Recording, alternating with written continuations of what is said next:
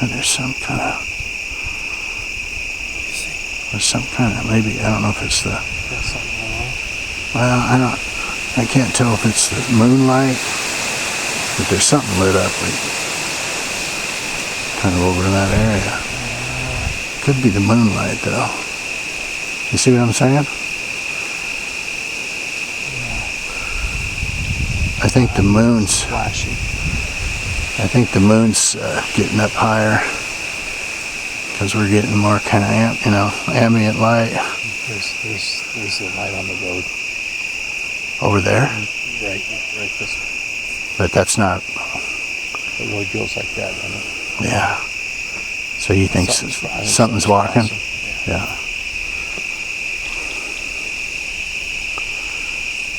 Yeah, there's some kind of light. Yeah, something's over there.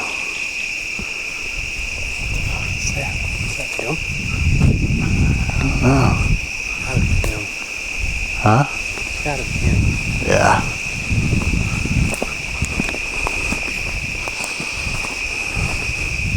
Well, Colt, he had to push it to the limit there. Yep. Look at this here. Yeah. This is a structure here. They're all over the place, dude. Yeah, absolutely. That's they put that together. Yeah, this is very active up here. It's just hard telling with the. I think that moon's getting up there now. Yeah. It'll probably be pretty bright.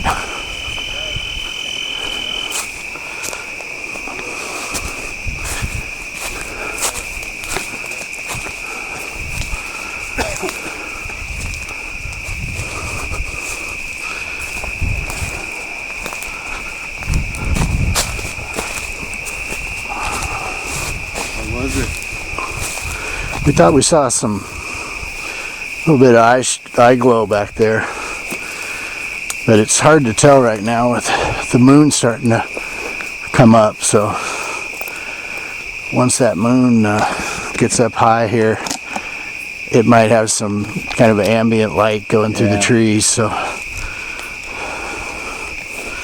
was just feeling the group in on what I anticipate. So this is kind of the mecca of the squatcher's dream here. It was rated as a top area, but Hard Knocks is notorious for some really amazing things. I'd rate it from 1 to 5. I'd give it a 4.5. oh yeah, there's some 5s in other areas.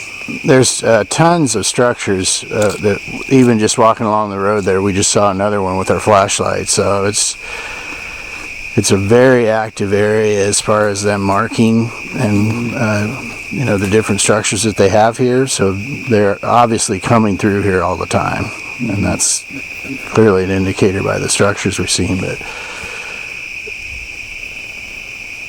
we've had a lot of luck here in the past, but I'm thinking the powwow is a big deal right now, so probably once that winds down, we'll have some activity through here.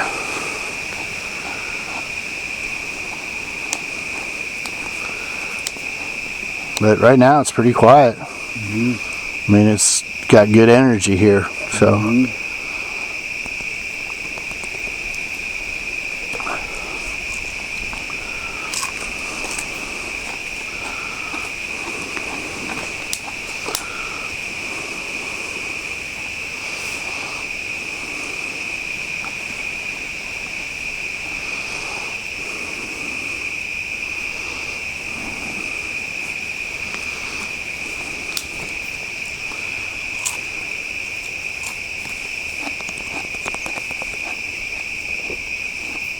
We found a big tree, probably 200 yards from where we're at right now, and we put it under the tree, and held it in the air and put a flashlight on it. That we were giving it to them. It's their apples. Yeah. So we've got a couple stations here that we put apples as a gift, and we left some brats out for them across the road here. So. Oh, good. Good. Hey, James Hicks, what's going on, brother? Man, I gotta pay attention here.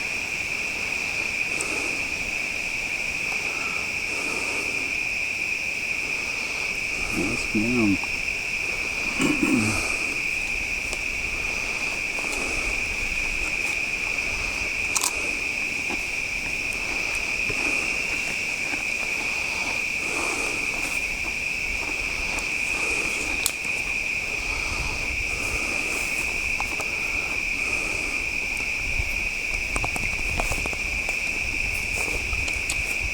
Walk those guys around camp here. Sure, yeah, show them what.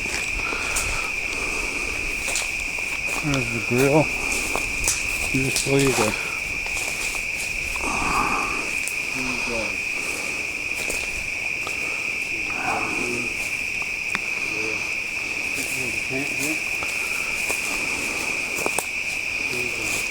How's it looking out there? I don't see much. In the Coleman, quiet. I'm thinking there's that powwow's probably got the peak interest. Can imagine how many are around there. Watch the pad. Sleeping bag. Sleeping bag. We got a center of entertainment tonight, though. I can't imagine them not checking in on us. Oh yeah, they'll be through here. It'll probably be 4 or 5 in the morning, but they'll be through. Typically after 3. But with as many structures as there are around here, they're in here every night. They want us to go to sleep, don't they? Yeah, You ain't living. they don't want to mess with us while we're. And I don't know, that trail cam might. Well, that'd be, So, Rich, Oh, having the trail cam up could be a slow activity down around our tent, but they could still be, in the area. I think it's 30 or 40 yards. I don't know. That's about where we're at now. We're probably 35 yards.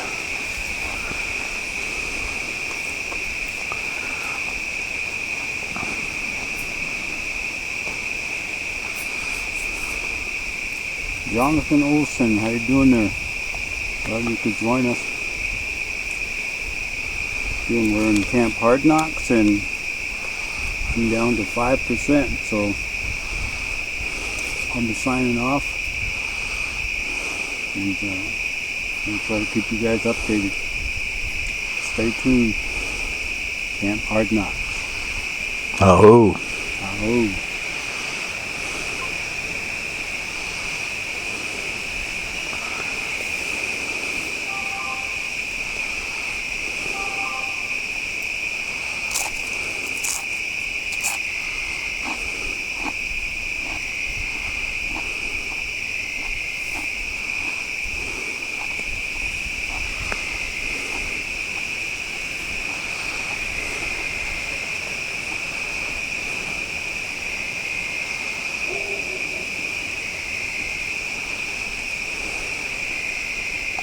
Yeah, it's pretty dark in here. it is dark. I figured with the full moon it would be brighter, but maybe it's. I don't know. Maybe it's not going to get any higher either. I don't know. Does it get any higher? It may not. It may not, because it's kind of been on that rotation. With the clouds, cloudy night, it might not be. Might be pretty dark in here all night.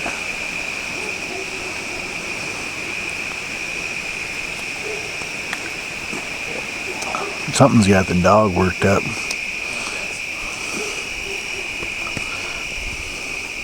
The here. Yeah. Oh yeah. We saw all that eye glow before we left. I'm still seeing some ambient light or something down the road. Actually, I saw something a little higher now.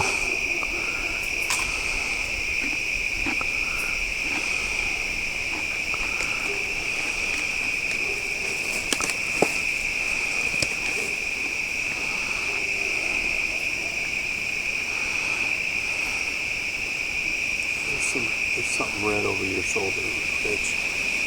It's not that flashing red light either. Really? Red eye glow? Yeah. So somebody's not happy. Seeing red. Huh? Seeing red. The red eye glow is not good, no.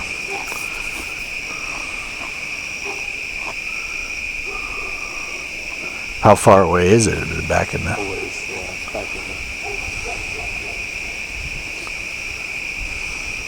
What time's the powwow's probably done by now, isn't it? Or do they wrap up? Or do they go all night? Yeah, they're probably done by now. What time do they start back up tomorrow? We'll start back up around 1. Around 1? Yeah. Is this red eye glow still back there? Let me look.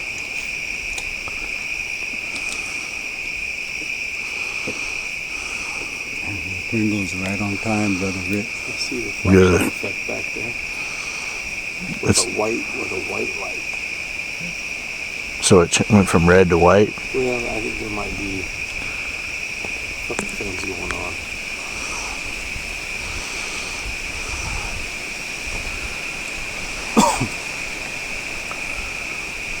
Oh, what a great night, guys. I'm not seeing the red right now, Rich. He must have realized we're good. We left some apples or something. Yeah, we're good guys. You know, we got two sets of eyes back here now. They're coming, fellas. Yeah. I don't think they ever left. I think they were here, but they just... when we're shining the flashlights around and shit, I think they kind of back off. Yeah. And as soon as you go dark, they kind of start closing in again.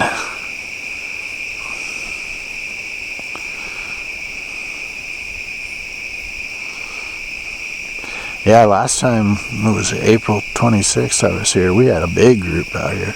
Yeah. It was funny, there was this old cowboy from Montana, Don Monroe. He was 84 years old. He got bit by a couple rattlesnakes, and he survived that. He survived the rattlesnake. But he barely survived Rez Squatching. He was out here. What happened? Well, he was out here in his tent. He didn't have a tent. He slept cowboy style, so he just had a bedroll and Bedroll? and what he had for a tent was just a rope tied between two trees, Okay. and he slept underneath that. Okay. Now, I don't know if this is true, but Duke said that he pulled a gun on you, Barry. No, he pulled a gun on Derek.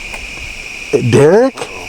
What happened? No, he was laying there, and me and Derek walked up on him and we said, better get this guy up, let's get everybody up. So I had no idea he was laying like up this way, and he had a robe, a bedroll, and he covered his head, so we couldn't tell if somebody was under there or not. So Derek, knowing Derek went up and kicked at it, like just a tap, and luckily it was his feet.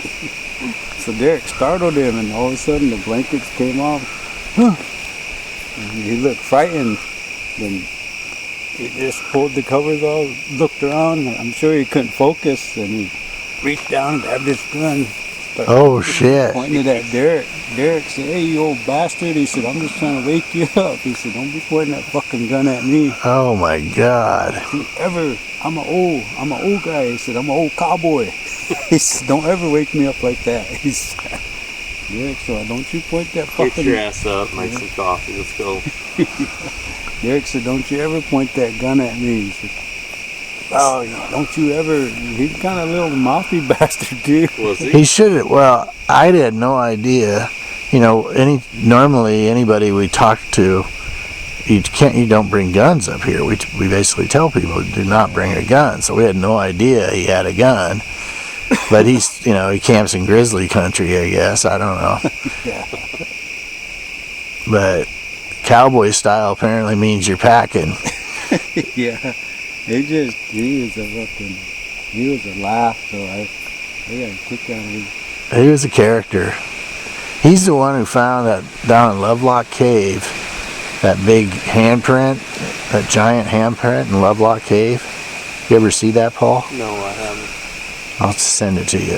But he found that years ago, like in the 70s or something. He's more kind of just of an explorer rather than just a squatcher, but old school. Is he? Been around a long time. And he did a lot of research on the braiding, the hair braiding, so him and Igor were comparing things, because Igor had done the horse braiding up in all parts of Russia, and old Don Monroe, he's been doing it all over the country here, so. But those two together, that was something else. I bet it was. But yeah, Duke said he pulled the gun on you, is what he told me, and I was like, what? Because I had no idea that happened. Well, I was standing with Derek. He pointed at Derek. I was like, what? Nobody said anything to me about that. What the hell? No, I just thought he was a little character. I didn't even take him seriously. No, he was harmless. Yeah. He's an old man, barely walking up. I mean, he actually moved pretty good, though. I'm surprised he survived. He got bit. He fell back, and he was at Republican River, southern Nebraska there, and he had fell backwards, and he fell into a fucking nest of rattlesnakes, and he got bit. The big one bit him, and then like 2 or 3. I mean, he got bit like 3 or 4 times on his leg, and the fucker never went to the hospital. Finally, like 6 months later, they say he has to go. You know, he's got to go to the hospital, and so he goes and gets some treatment. But by then, you know, he'd already survived the worst of it. But he showed me a picture of all these puncture wounds on his leg, and I was like, what the hell? Wow. And he's like 84 years old. Wow. Just a tough old, you know, yeah, just tough. And he's like his camp, he slept by himself. He was over here, but he just tied a rope between two. Because I asked him, I was like, well, what's going on with the rope? He goes, oh, you can, you know, throw your jacket up there or whatever you need, you know, to get up off the ground, and you know, you can just sleep here on the. He's got a bedroll, and he had just tied a fucking his tent was one rope between 2 trees. But apparently he was sleeping with what the hell was it, 45 or something between his legs. That is old school. You wake up with your gun. What is this, a spaghetti western? He said later on, he said, well, Barry, now I apologize, you know, for pulling the gun out. He kind of got like almost a European accent. Yeah. So just understand that I grew up hard. I grew up really rough where I come from. You know, I got to carry a gun, Barry. He was trying to justify it. Yeah. Well, we didn't. If we had known, we would have told you to keep the gun in Hastings or wherever the hell it should have been holstered. Yeah. But I had no idea, and I didn't even know it happened until like a month or so later. Duke was like, well, I heard that old son of a bitch pulled a gun on Barry, and I was like, what? What the hell? I said, I was like, oh, I gotta talk to Barry about this. I had no idea. I said, we do not allow, you know, guns on this sort of thing, and Yeah. I've never had anybody, you know, bring guns. Although the funny thing is, that first expedition we went on, Paul, every one of those fuckers had guns. Yeah. You know they did? Yeah. Like we were sitting around the campfire and they say, you know, you shouldn't bring guns and stuff. Every one of them guys that were there had a gun. So that's another thing why they're pissed off. You know, they are not going to be they know if you got a gun, Yeah. and they're sure the hell not. That's not going to make them. They feel threatened. You're in their house and you're swinging a gun around like Don Monroe. The one rope cowboy. Well, That was entertaining though. But we had probably what, like 12 people up here? yeah, there was a shitload of people here. And that, you know, that Kenny, because I recorded that, there was like whistles, that whistling that was going on. Yeah, Well, I talked to Kent because I had to like eliminate what the hell, if it was Sasquatch doing it or somebody else. And Kenny said that he was whistling, but they did 2 like whoops back. But he was the one doing all that fucking whistling. that fucking guy didn't sleep either. No, I think, you know, another guy that was kind of half crocked because he was always, you know, One of the guys was whistling, not. Yeah, it was Was it? him and this old Art. Just thought he would whistle. Yeah, he was like whistling like just some song. He kept repeating the whistle, and it was funny because Robin McRae was like, "Do you guys hear that? Is that what the hell is that?" And Barry's like, "Oh, yeah, it's coming from down in the." Well, it's hard to tell when you're in here because the sound kind of carries. It sounded like it was down here, but I think they were over there. Unless maybe he was walking around. I don't know what the hell. But he was one that was all high strung about this whole thing. But I doubt he slept a wink all night. You know what I'm saying? I think he was nervous as hell. And he was talking about, "Oh, I'm going to go sleep over here by myself out in the open." I'm like, "Oh, why would you do that? You know, you can come, there's a tent over here." "Oh, well, you know, I'm going to, you know, so they can come in." I was like, "Well, they'll come around, but, you know, you don't have to go out there. They'll come around here." And he, before the night was done, I think he was over in Art's tent. Was he? Yeah, he wasn't sleeping over there. If he was whistling over here, that's where that Art was at. And that Robin, Art was like, "Well, you can come over here and sleep in our tent." And Robin's like, "I am not sleeping in a stranger's tent." So I went and set up this other that other tent for her, because I had brought an extra tent for her and what was her, Pat, her husband. Yeah. They were good people. But she was a psychic, and she could communicate to these, and they were telling us all kinds of stuff. Yeah. She's pretty cool. Have you talked to her since then? Yeah, She's she gets me on Facebook, and she's a good person. She was not feeling well, I guess, like a month ago. She was sick. And but she wants I think she's going to come back next year to the conference, but she wants to get like a Rez Squatching sweatshirt. She was all about how cool that was to be a member, to get to be a member. And I said, I think, you know, Barry would probably bring you in to the Rez Squatching. I said, "You, as much as you've done." And she goes, "Oh, I would be honored if." And I said, "Well, so I would buy a sweatshirt for her if she comes back." yeah, she was talking about moving to Nebraska. Really? Said she loved it up here. Well, I don't know if she would deal with the summers and the winters, because I think South Carolina is pretty mild compared to this. She was here, you know, when the weather was favorable in April. Yeah. But, you know, she wasn't here when it was 100 degrees and sweat rolling off your ass. And then the winters, you know, when we have the freezing winters. But it is, I mean, it was not in April. It's always really good weather. Well, I'll be damned, fellas. I think if we crawl in the tents, that's when we can hope for the fireworks. You guys gonna stay up, or? I'll crawl in. We'll see what happens. Yeah. Yeah, I'm going to take see my what water. happens myself. Oh, I'm should we sure. call in? Yeah, we can go in. We can go in and let's take our food. Otherwise, that shit'll be, the Doritos will be gone. I know that. Walk away. They've never left a bag of Doritos alone. You got the radio, Paul? I don't. That's all right. Yeah. I mean, we're close enough to talk, so Yeah, I got a radio. okay.